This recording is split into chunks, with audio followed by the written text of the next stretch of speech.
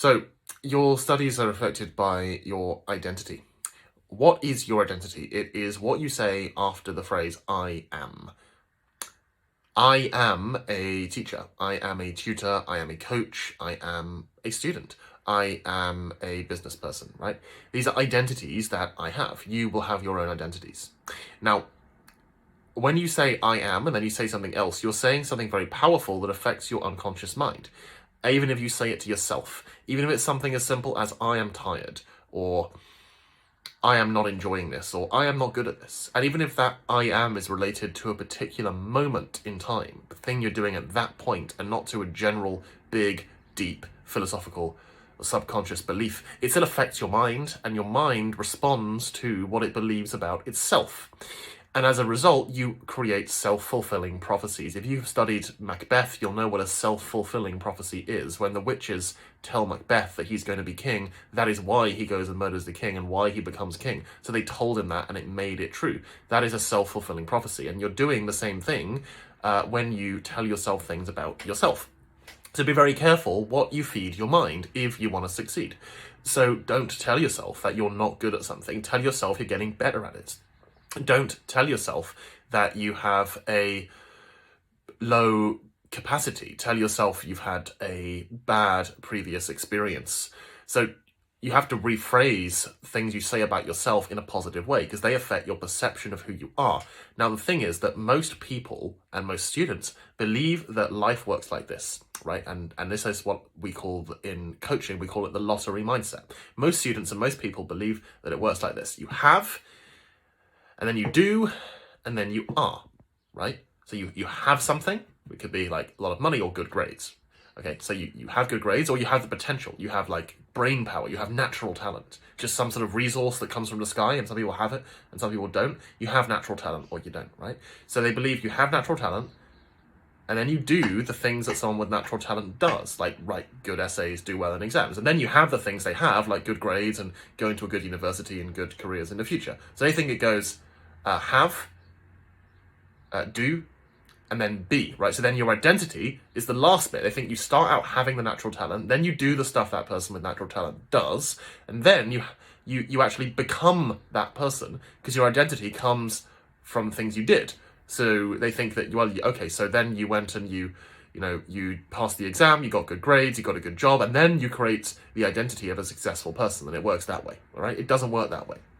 It doesn't work unless you want to be fixed, unless you just want to accept wherever you are now and not improve anything. Thinking that way will not work.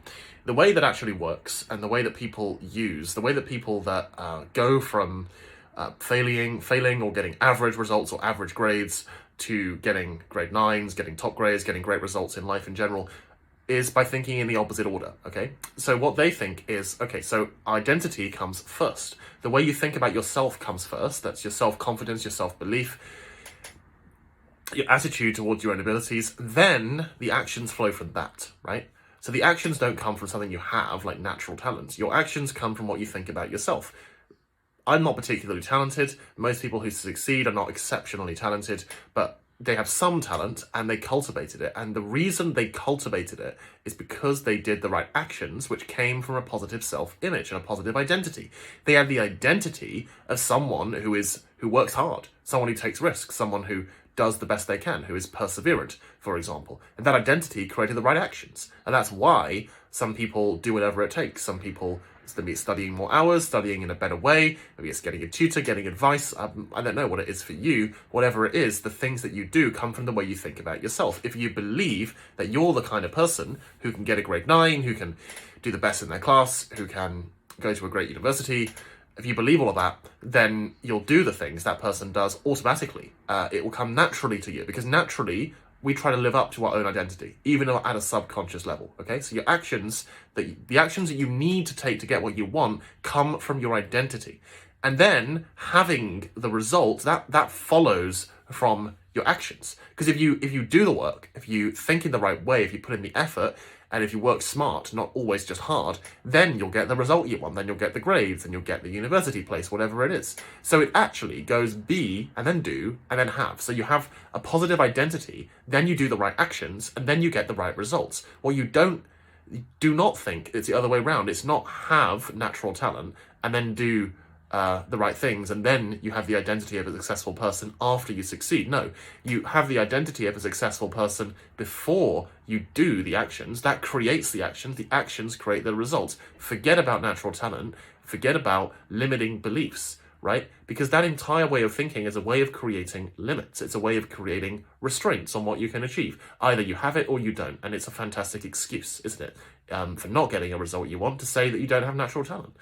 So, don't want you to even think about it. I don't believe that you need natural talent to get a grade 9 in any of your GCSE subjects. I think basically the majority of students have the ability to get a 9 in all their subjects if they put in the work. Yes, some people will find some subjects easier than others. Yes, you should cultivate the things you have talent for, but you need to have a positive identity to create the right actions to achieve anything, whether that's cultivating your strengths or improving your weaknesses. Either way, identity comes first. Okay, so think about how you can create a positive identity. Think about how you can tell yourself the things you need to tell yourself so that you can do the things you need to do and have the things that you want. And don't think about limitations. Rephrase those negative statements that you make to yourself as positives.